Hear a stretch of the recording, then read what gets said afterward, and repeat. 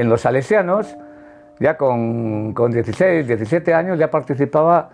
en los primeros 1 de mayo. Yo recuerdo mi primer 1 de mayo en Pamplona, ¿no? Allí corriendo delante de los grises. Entonces empezabas a relacionar el 1 de mayo con otras grandes convocatorias que había, que llegaron a tener sus impactos, como era el Adarre Eguna, ¿no? Bueno, todo eso se cristaliza cuando entras en una fábrica con 17, 18 años, que entro yo, una fábrica como Victorio Luzuriaga, con un proletariado joven, venido de aluvión, de todos los pueblos de alrededor, que nunca habían conocido lo que era una fábrica de 1.200 obreros, y claro, y estamos hablando de los años 68, 69, ¿no? Y de ahí vas tomando otro tipo de conciencia, te llegan escritos de clandestinos, haces amigos y hacíamos la peregrinación que se solía hacer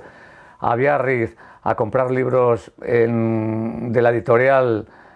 Ruedo Ibérico, que existía ya entonces, o aquellas ediciones de la editorial Era que venían de México, y entonces te vas imbuyendo de una serie de cosas al mismo tiempo que vas descubriendo pues el amor, las relaciones. Yo, por ejemplo, un viaje iniciático fundamental fue el mayo del 68. En el mayo del 68 yo tenía 17 años, 16 años, y como una tía mía, hermana de mi madre, iba a parir allá, mi abuela iba a ir, y yo le dije, ya te acompaño, abuelita, ¿cómo vas a ir sola? Y me fui con mi abuela Fermina, a la que quería mucho, y era una mujer muy de izquierdas, y fui a finales de mayo del 68, cuando estaba París lleno de barricadas. Entonces, allí descubrí todo, descubrí la política, descubrí las manifestaciones, descubrí las cargas policiales, descubrí las minifaldas, descubrí las escaleras automáticas que subían, y yo tenía ya calculado a qué distancia me tenía que poner de una chica para verle un poco más las piernas con aquellas minifaldas. Todo era nuevo, innovador y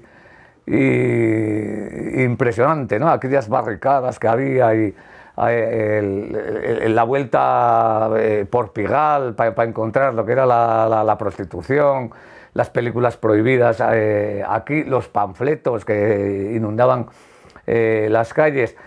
la visita a los primeros grandes museos que conocía, en el cual me recuerdo perfectamente que había un mapa de antropología de todo Europa, y había un rinconcito en los Pirineos que estaba marcado de negro y que estaba totalmente separado de todas las lenguas y razas de toda Europa, y mirando en los índices venía vascos, ¿no? Entonces, pues todo aquello te hacía descubrir cosas, sentirte de orgullo y ir articulando un pensamiento que luego ha sido general en nuestro país, que es el sentimiento de clase, el sentimiento social, el sentimiento de izquierdas con el sentimiento nacional, ¿no? Las dos cosas se iban juntando ya, y el encuentro, el estar en una fábrica ya con un fenómeno efervescente de organizaciones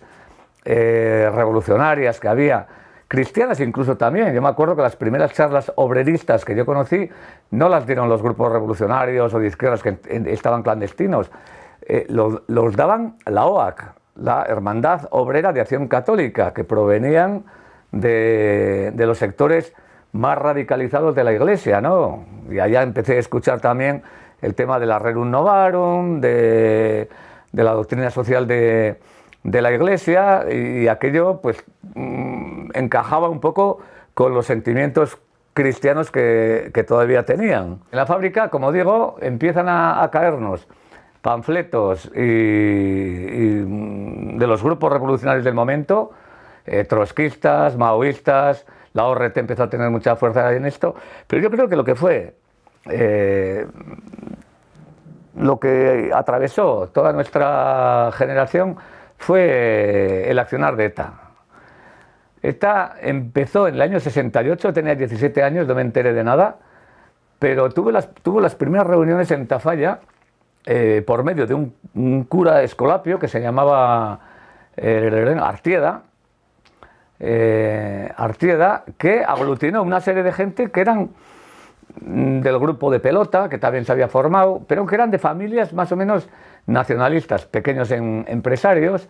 No llegó a gran cosa a aquello, pero vamos, tiene un poder simbólico importante. Yo me acuerdo en la fábrica leyendo panfletos, vivimos en primera línea sin entender nada la escisión entre quinta y sexta, porque leías a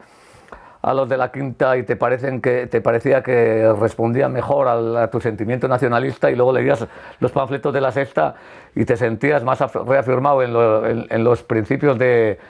clase. Bueno, un desastre de gente que no teníamos ni idea, más que muchas ganas de pelear, muchas ganas de comprometernos.